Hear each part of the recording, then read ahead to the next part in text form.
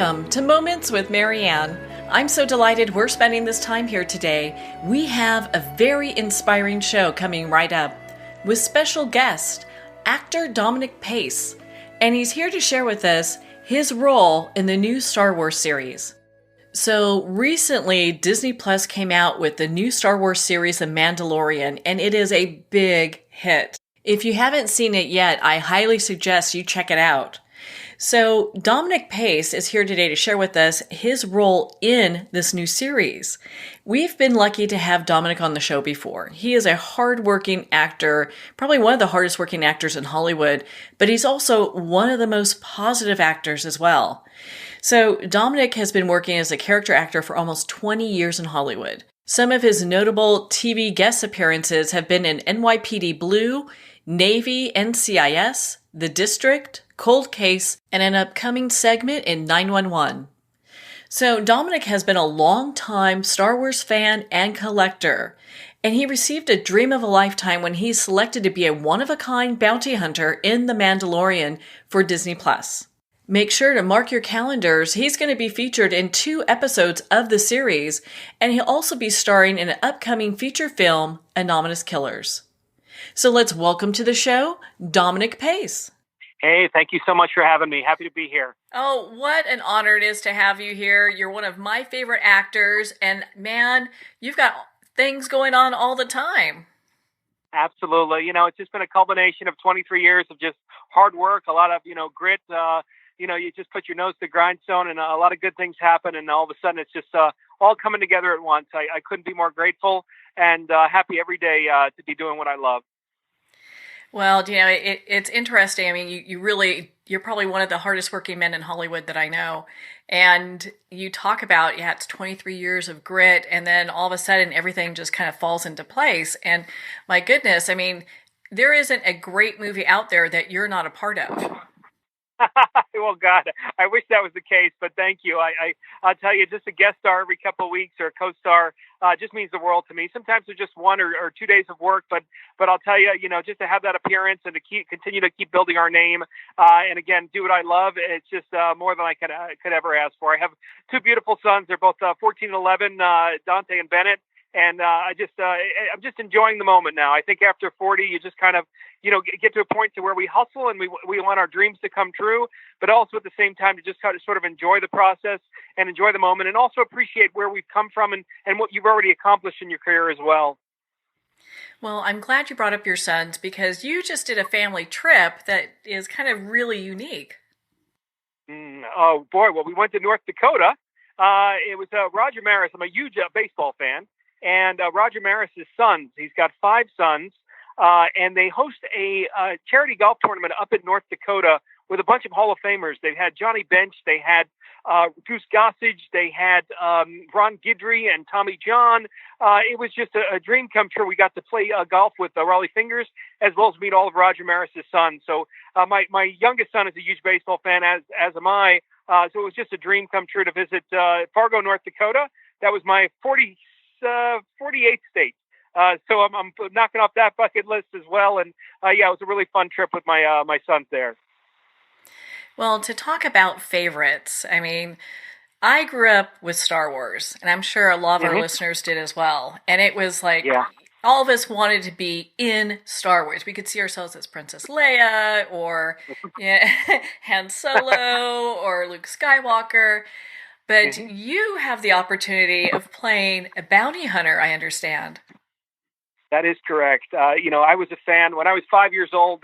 People have been asking me what my first memory was. My mother was a single mom, and we didn't have much growing up, but she always provided for my sister and I in terms of entertainment and imagination. So whether we would go to the library or whether she'd pick up an action figure or 2 or a play set, that was just signature of my mom. And I remember the Cantina play set, and specifically, I remember the intricacy, the mysticism of these side characters that the legendary George Lucas created. Walrus Man, Hammerhead, Greedo, Jawa, Snaggletooth, all these interesting names and such.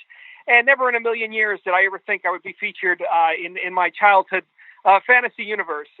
So I'm very happy to announce that a couple episodes featured as a one-of-a-kind unique bounty hunter, and it's just beyond words. It's a humbling appearance, but also at the same time to be one of a kind in my own universe. Something that I've dreamt of my entire life has just been beyond words. I can't even. The next few days here have just been a little overwhelming, but in the best way possible. Well, they made a whole new character just for you, and you play it well. I mean, my goodness, when our fans get to have the opportunity to take a look at the film that's coming out and see you in character, I mean, how long did it take for them to get the makeup on and get you all geared up? Absolutely. It was 2 hours, 2 hours every single morning. Brian Sipe, who's one of the heads of Legacy Effects makeup and creations, he heads up Marvel. He did Drax for Guardians of the Galaxy, and he heads up Marvel in terms of a lot of their makeup and the special effects as far as with the prosthetics and such. It was a 2 hour process. I happened to go in for a simple makeup test, probably I want to say a month prior, which was September of 2018, and I was given no information in terms of what the project was. I just hit it off with Brian. Just a lesson out there for all the listeners, just in terms of attitude and being humble and being grateful. Sometimes that can allow your dream to come true, and that's exactly what happened. I sat there in the chair where Brian kind of split my face in two, I like to call it, where he did some tests of prosthetics on one side of my face and then some tests of makeup. And I was patient as could be. I did have some prosthetic experience prior. I was with Will Smith on Bright. I played one of the orcs. And then I was also doubling for Frankenstein during Van Helsing back in, I want to say maybe 2002, opposite Hugh Jackman. I was Frankenstein's photo double and stand-in. So it deals with a little bit of claustrophobia. It deals with a lot of patience, but for me, there's sort of a warmth and a cozy feeling about it. If that sounds reasonable in any way, just in terms of when they put the makeup on, there's sort of a comforting feel as well around your face or around your body. So I never got acclimated to it being sort of claustrophobic, but more so just being sort of a comforting feeling. And he said to me, Dom, I want to give you the most complex makeup. And in, I want to say 2016, he did some prosthetic makeup for a woman out in Atlanta. There was a Greenpeace convention. And he did this project, and the woman had sort of these bumps on her head, similar to the reptile gecko. So that was the informal character name of my bounty hunter. It's Gecko. And hopefully Disney will immortalize that over the next couple of months or so. We'll see what they do. But it was just a dream come true to be titled a one-of-a-kind bounty hunter because, again, those were my favorite figures when I was a kid. You had Boba Fett and IG-88, Dengar, and, Forlom.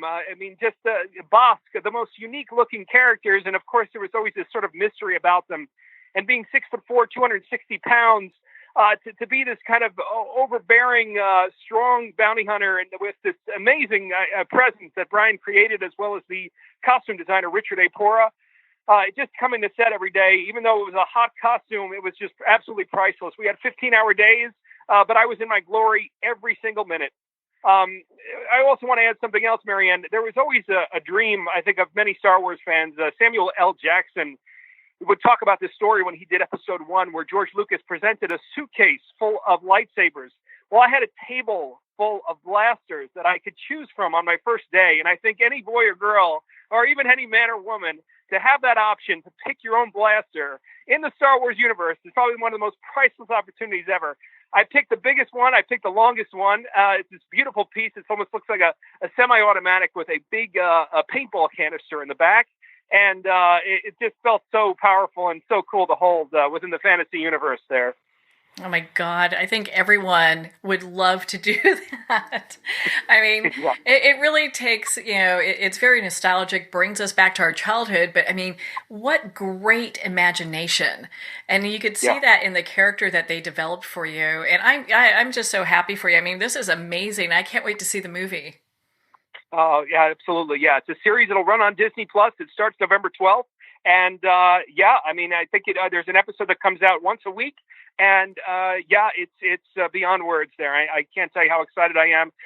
Just featured in a couple episodes there, but at the same time, to be able to have just to be immortalized within that universe is beyond words. I can't even express my excitement there. You've got your own T-shirts, I'm sure, coming out pretty soon, so we'll have to get a hold of those. But yeah, your character is it's really super cool. Thank you so much. Thank you. No, it's really amazing. Sometimes you get these gifts. Whether you're in the I was in the Marvel universe as a Kree on Agents of Shield, but that's not necessarily one of a kind. That's a whole species. So it's special to get all that blue makeup on, but also at the same time to be a one of a kind, and especially for Star Wars, where I've just I've even been a collector over the years.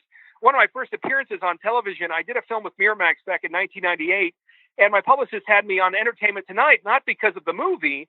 It was called That's the Way I Like It, but because of my collection of Star Wars memorabilia, because they were releasing episode 1 shortly after that. So, I'm a huge collector and a fan, and I've been really enjoying all the podcasts, getting into some of the details and the anticipation of episode 9 coming up for Christmas, and then also, one of the things I always enjoy about the series is it brings families together. We have Lego spaceships hanging from my son's ceilings, and I can't tell you the priceless hours I've had spending that with my kids, and not only putting the spaceship together, but also talking about the series and also speculating where it's going to head, and talk about the detail of the characters. And ultimately for me, it's about family and mythology and believing in yourself, and just all these positive things combined with the beautiful music of John Williams, which is beyond priceless there. So it's quite a dream come true. What we hope next year is to be doing all the comic conventions. I hope to reach out to a lot of the fans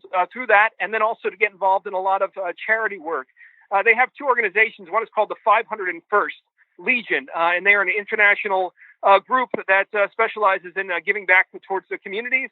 And then also one is called the Mandalorian Mercs Costume Club.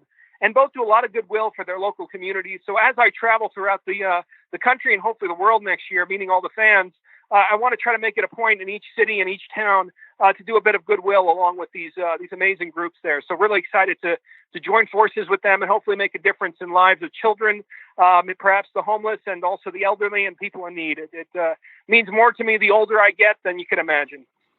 Well, you're an amazing individual, I have to say, Dominic, and I'm applauding you and cheering you on. What do your sons think about your role in this Star Wars series?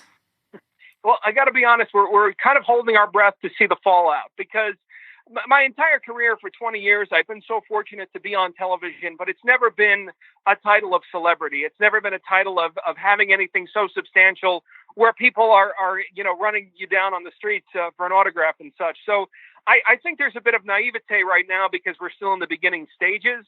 I think perhaps early next year, and again, I welcome the VIP treatment, especially when it comes to sporting events and such. But I think they're still kind of in a bit of a daze at first because they kind of just see Dad as a working actor. I grind out with a million odd jobs as well up until now. So I think it's going to be sort of a special surprise come Christmas and also early January when we see the effects of this. Well, I'll have to send you a hat so you can hide out. So yes, I got. If we get to mustache and sunglass status, I think we've done pretty well for ourselves. But I'll let you know, Marianne. Well, I know that this is going to be a big hit. And so it has me thinking. I mean, you have this really big Star Wars collection that you've had for some time. Who's your favorite character during all this time besides you now? Well, I'll tell you, it's an even tie between Boba Fett, to me, who had the coolest outfit in the world, not to mention the coolest occupation. Now, I am a little bit jaded because obviously, I am a bounty hunter now. So, the bounty hunter career is amazing.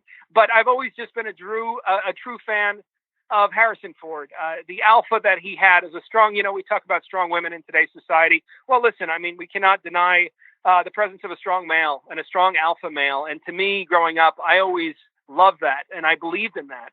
And just the way that he performed, not only as Han Solo, but also as Indiana Jones, he was such an inspiration in terms of what a true definition of a Hollywood movie star is. And I thought that he carried that trilogy from start to finish in many ways. And so it was such a joy to appreciate him growing up and all of the pieces that he's done throughout his amazing career. I don't think there's a kid alive at that time that didn't absolutely love him, Yeah, without question. I mean, you can probably count on one hand, Marianne, the number of actors and actresses who have strength and also charisma. And he has that perfect balance to where he's charming, but also at the same time, when you got to get that job done, Han Solo or Indiana Jones was there. And it was just so great to see it through the eyes of a child, and even now to appreciate him, even in his older age there now. Yeah, without a doubt. My goodness. Now, has being a character in Star Wars, has that been like a lifelong dream for you? Without question. Without question. I gave up hope, Marianne, to be honest, on any level, because a lot of times with their series, they're filmed over in England. When they started doing the prequels, they were filmed in Australia. So the other thing is, too, especially for supporting side characters, they are not going to fly you out from New York or Los Angeles or Texas or wherever unless you're one of the stars where at that point you're established and you have your pick of the litter in terms of major motion pictures. But for someone like myself who's been a working actor, but at the same time, my agent can't just drop my name to a major studio and they pick you up. It was just beyond words, not only the timing for it to be filmed here in Southern California, but also at the same time for somebody like myself, even though I've been a successful working character actor, I just don't have that sort of muscle, and neither does my agency in order to get you in. So it was just the luck of the draw. And again, I can't say enough about just always having a good attitude, because you never know who you're going to meet. You never know who you're going to come across who might be able to help your career out. And of course, you always keep your own self-respect and dignity. But, you kill people with kindness. There's nothing wrong with that, because you want the same in return. So I'm just so grateful that Brian Sipe recognized my passion, my humbled personality, and again, this week and a half that they filmed there in 2018 was just I tell you, I'd come to work every day and I just had to remember to breathe, because it just seemed like it was I was dreaming. I mean, there's no other word for it. That's what I felt like. I bet. Oh my goodness. I mean, that is just absolutely amazing. I love Star Wars. And so, to have somebody I know like be a character, I'm like, oh my God, this is the coolest thing ever. Yeah. And Marianne, if I could add too, just in terms of a compliment to the cast and crew, I have never in my 23 years have ever seen any cast and crew so beautifully diverse. And I think that was just sort of a sign of the times in such a beautiful way. Men, women, people of all, sizes and races and genders, et cetera. Just to be on set and to see that was really inspiring in so many ways. And so that was just really a refreshing view in terms of having that experience for the week and a half of just that togetherness, coming together for something that people from all different walks of life appreciate and they love. And this is something for the entire world. So I'm just honored to be a small part of it.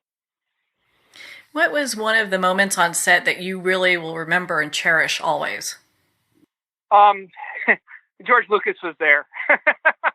No way. George Lucas was there. It was Jon Favreau's birthday. It was the first day that I was filming, and I was walking into this sort of cantina-like bar. I can't say what planet we were on, but it was sort of a cantina-like bar. And sitting right there with his arms folded, talking about the detail of the Mandalorian universe was God himself. And I thought to myself at that time, I said, God, you can probably count on one hand how many legends have had this budget. Perhaps J.K. Rowling, Walt Disney, and George Lucas, perhaps maybe Spielberg, in terms of being able to have that much money to create your mind to the fullest in terms of this entire fantasy universe that so many have become inspired from. So it was just amazing. Again, complete professionalism on set. You can't, just go up to the directors or to George and, sort of, shake hands and hobnod. When you're dealing with millions and millions of dollars of a budget, when you're at work, especially as an actor, unless they're approaching you, you just have to be very respectful. But just to be in the presence of them was beyond words. And of course, nothing to be taken away from Kathleen Kennedy, who was also there, as well as one of the creators, David Filoni, who's done an amazing job with their animation with Star Wars Rebels, as well as the Clone Wars. So all of them there together was just beyond words, that you had all the masterminds of the Star Wars universe, modern day. And again, just to be a small little smidge of that is more than I could have ever asked for. Well, this says a lot about not just your personality and just you as a person, but you as an actor as well, that they chose you for this position. Yeah, absolutely. I mean, I think my size, this more or less, I think was more on the physical presence, where I was able to show that off a little bit in a couple of the scenes where I had a little bit of action, without question. But overall, this for me was less of an acting accolade and more of just sort of a dream come true as far as an appearance within, again, this amazing universe, which has been a childhood, a lifelong fantasy for me, and fairy tale, and something, again, I think we all draw to. When I'm in the car, people always ask me what my favorite music is. I always listen to John Williams. I just love how much he pulls at everyone's heartstrings, whether it's the Star Wars score or whether Jurassic Park or E.T. The man just has his finger on the heart and the soul of humanity. And God, I know he's getting up there in age. We just recently saw him at the Hollywood Bowl, but that too, just in terms of inspiration through life, the parallels of Star Wars through life, whether it's about family, believing in yourself, or just the music and inspiring you in beautiful ways. And again, to be a part of that is just priceless. And the good news is, Marianne, I hope with all of the new content that they're creating with Disney Plus and Star Wars, is there's going to be hopefully 100, 1,000 more of me in the future to where they're able to kind of fulfill this dream as well. Because I can't tell you the joy that I felt, and to hopefully be able to pass that on. Not me personally, but Disney franchise to other actors and artists in just such a small way. I think it's just such a beautiful experience, and hopefully the way that it touched me in a positive way to be able to give back, I hope it does that to another 1,000 artists to where they can sit back and see how grateful they are, and hopefully be able to pay that forward as well to other people in need. Well, you're definitely an inspiration, and I'm so glad that we've had this time to talk about, your new role in this Star Wars movie. I'm just still kind of a little shocked about this. This is the coolest thing ever. So I'm thinking, gosh, okay, so we got this checked off your list. What are some of your, that's a big thing, right? What other things are on your list now? I got to tell you, Marianne, we're nearing over 100 IMDb credits, and the one thing for me would be just to be able to be a series regular. I've been so fortunate to have a number of guest stars, co-stars, a little bit of recurring on NBC Superstore, and also Jimmy Kimmel Live. But to be a series regular on a major network crime drama would just be a dream come true. So that's the next goal. But no matter where the business takes me, I've hit a certain age, and again, with this in general, where I may be one of the few Americans and maybe one of the few aspiring artists, to where I look at my life now as the cup half full, to where what can I do for others? How can I inspire others? How can I help others? And most importantly, just to be there for my children and to care for them and hopefully leave them a better world than I had, in many ways. So that's kind of the focus right now. And I know that, the American lifestyle is sort of always, what can we do next and where can we achieve? But there's also something to be said about truly being genuinely content in terms of what we have achieved. And whatever happens is just sort of a bonus at this point, because I've just been so grateful to come from a beautiful Italian-American family from Yonkers and Ossining, New York, and then also have the most beautiful family in terms of my children there. It's just been beyond words there. So just been grateful. And I can't tell you enough how much I will be paying this forward next year. Just this small little sliver of the universe and this opportunity to hopefully be able to touch others' lives. That would be my goal, to be able to give that gift and give that dream to somebody else now.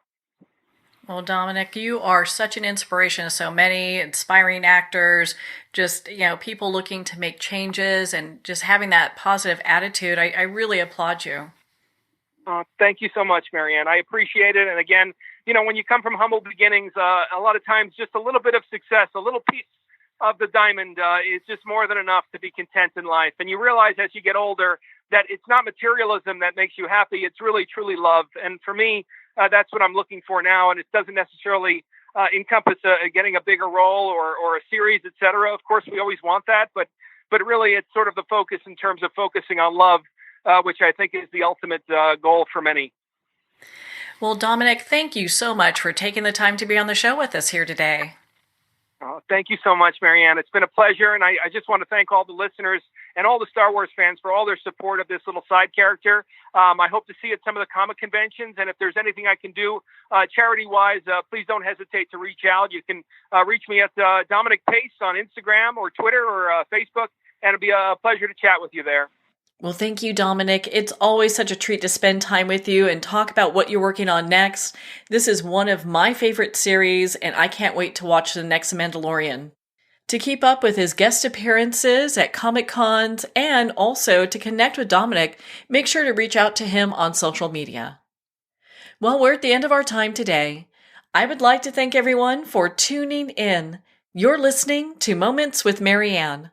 And remember, make every moment count.